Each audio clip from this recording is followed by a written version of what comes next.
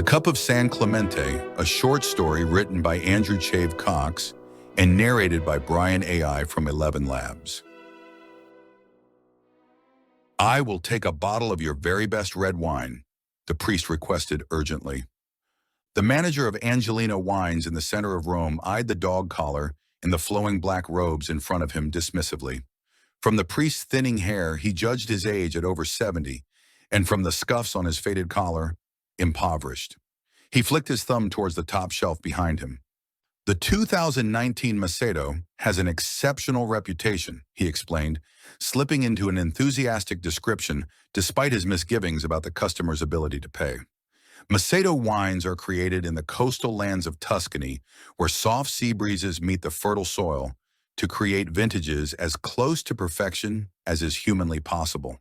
But I must warn you, such quality does not come cheap. "One bottle is sufficient," said the priest reassuringly. The owner reached up, dusted off the Merlot with exaggerated care, and placed it on the counter.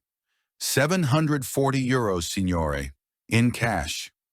Without a moment's hesitation, the priest reached inside his cassock and pulled out a wallet bulging with banknotes.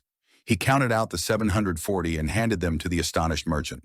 "May God bless you," he called out over his shoulder as he left, pleased that he had, after a day of searching, found a wine of suitable provenance.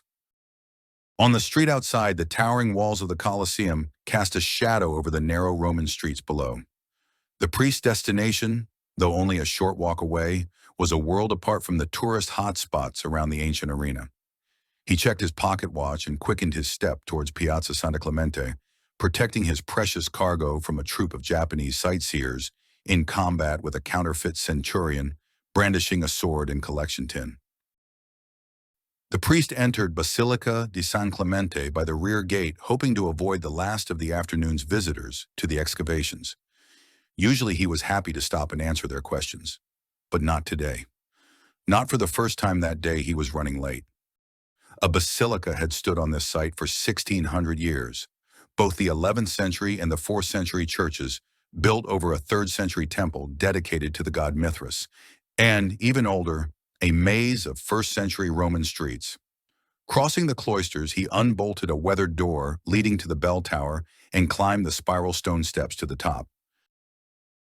Late summer sunshine was sinking into a scorched blue sky behind the Colosseum, above which a flock of starlings circled in tight formation. He checked his watch again and sighed with relief. There were a few minutes to spare before his duties began at 6 o'clock. He reached behind one of the large bells to open a narrow wooden box built into the stonework. The wine glass and corkscrew were still where he had left them.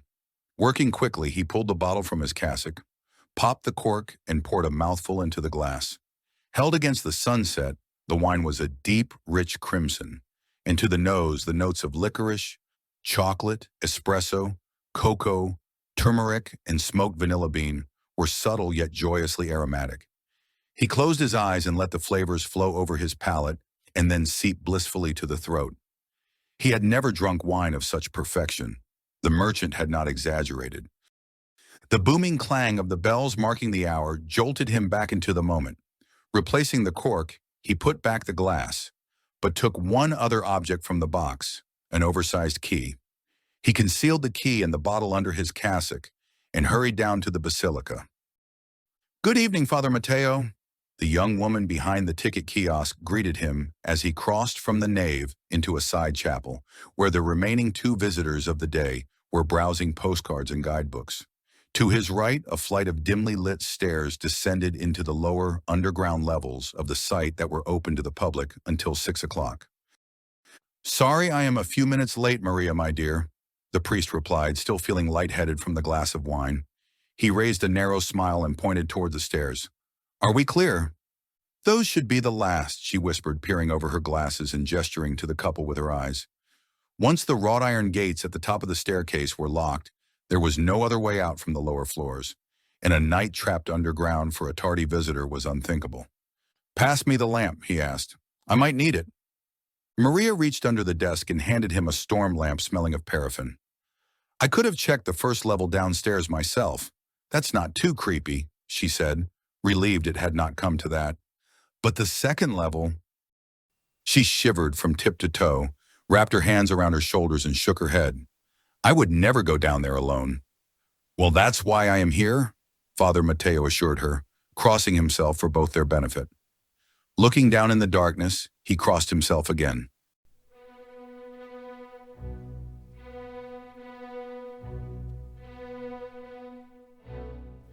Each step took Father Mateo 1 century back in time as he descended below the modern-day street level of the Eternal City.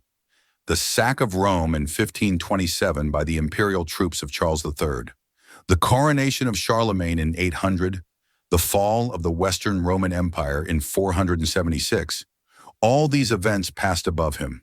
At the base of the first flight, he quickly scanned the passageways of the once-forgotten 4th-century church upon which the basilica above had been constructed. The rediscovered frescoes that lined the walls were some of the city's greatest art treasures. "The excavations are closing!" he called out in several languages through the echoing arches. No one answered. The traffic and street-level sounds had been replaced by a silence that pressed against his ears. Except for behind the central columns, there were few hiding places on this level, so he walked quickly over to the much narrower steps at the rear that led down to the final excavated level.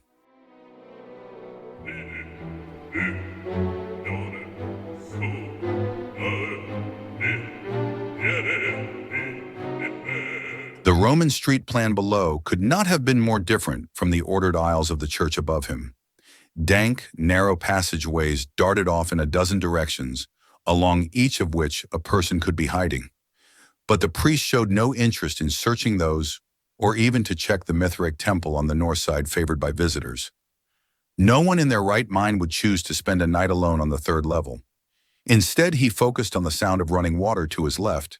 Using matches, he lit the storm lamp and walked towards the rising sound of the long-forgotten Labican stream flowing nearby on its course towards the Colosseum and the Tiber River beyond. He felt his heart racing against his chest. A breeze was rising, cooling his face and dancing the lamp's wick. At the end of the passage, an iron lattice door barred his way, beyond which was unlit. Father Mateo fumbled for the oversized key he had taken from the bell tower and turned the lock. At first, the heavy grid would not move, stiffened with age. But as he leaned his shoulder against it, gradually the door opened inch by inch. He was inside a large chamber now, the light from the storm lamp rippling against the stone walls, catching half-seen objects in the shadows. Beneath his feet, the stream flowed through a shallow channel, splashing the cobbled floor. Across the room, he could make out a marble table. On top sat a golden chalice, studded with topaz, garnet, and opal, glistening in the lamplight. He took a sharp breath. At last it was here, waiting for him. He had thought the day would never come for a sinner like himself, but the sacred chalice, brought to Rome by St. Peter, was there, on the table, just as he had seen it in his dream the night before. His fingers were shaking as he crossed himself and stepped cautiously towards the holy cup. He put down the storm lamp and opened his cassock to take out the bottle of Maceto. A Latin consecration flowed from his lips without thinking. Calicem salutaris, accipiam et nomen, Domini invocabo, he chanted. He poured the wine into the chalice, which proved to be the exact amount needed to fill it to the rim. He stepped backwards, fell to his knees, and bowing his head, repeated the consecration. I will take the saving cup and call on the name of the Lord. The storm lamp blew out as a sudden force of wind rushed through from the water channel and passageways. Father Mateo covered his eyes as dust from the floor and walls spiraled around him before, just as quickly, a complete oppressive silence fell over the chamber. The wind had gone, as had the sound of water from the stream. When he opened his eyes again, the room was flooded with light. He could see that he was in a chapel, but there were no candles or lanterns to provide the illumination. The 14 stations of the cross were depicted in exquisite sculptures around the walls, and at the far end, a wooden crucifix stood over the table, which he could now see was an altar on which the chalice was placed. Somewhere in the distance, a single high-pitched bell chimed for Mass. Approaching footsteps echoed on the cobblestones behind him. Gripped by fear, he was unable to look up, but as his breathing settled, He timidly raised his head to see a priest in a simple white tunic bow over the altar, then pick up the chalice. After a few moments, the priest turned around to face him, raising and drinking from the cup. Father Matteo knew at once from the mosaics in the basilica above who the priest was, and felt his chest burning with fear and expectation. Without speaking, San Clemente beckoned him over and offered up the chalice. Father Matteo rose unsteadily to his feet and walked the few steps forward to receive the sacrament.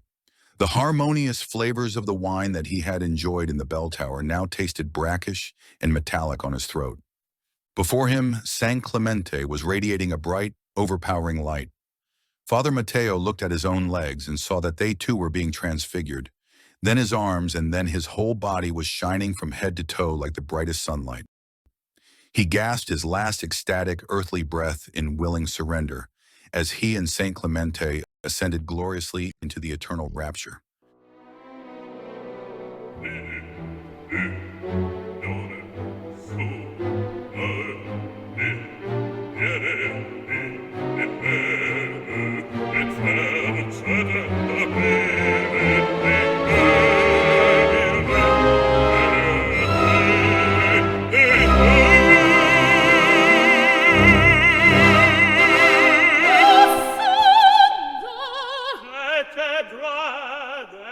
The Cup of San Clemente was written by Andrew Chave Cox in December 2025.